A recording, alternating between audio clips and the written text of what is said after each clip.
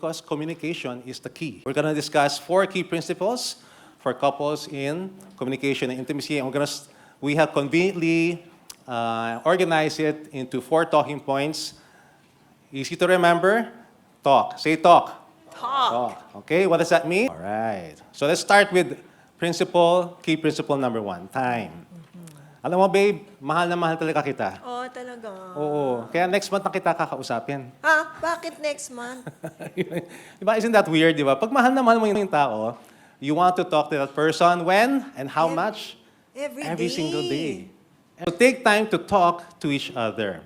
Key principle number 1 is it's better to over-communicate than to assume and under-communicate.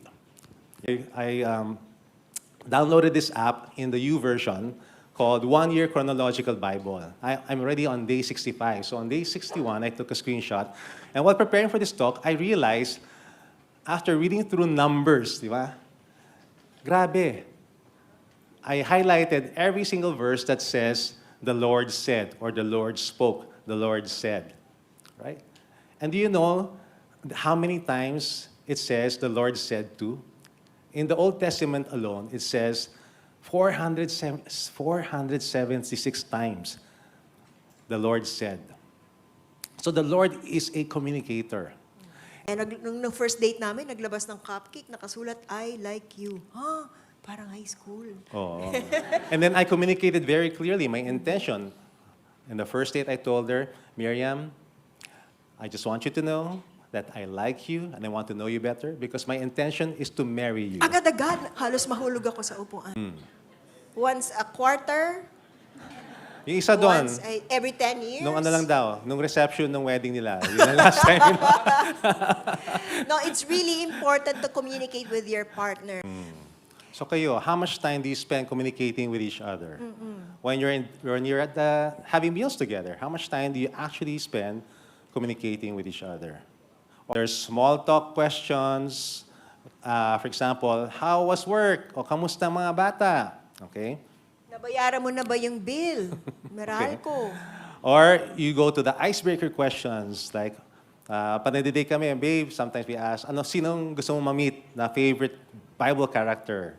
Or we ask each other, babe, would you rather? So on and so forth. Yes. Right? Or make sure that you go to the next level, deeper questions. For example, babe, what dreams do you think God has for you and your family? Ayan, Di yan ba? ang mga Mapapaisip ka dapat talaga. pinag-uusapan. Ayan. And here are just some suggestions of deep questions that you can ask on your next date. Such as, what is the one thing your parents taught you that you really appreciate now and why? Yan, mga parang Miss Universe questions lang yan. Pero you can take a screenshot because we don't have time to go through all 7. But you get the idea, di ba?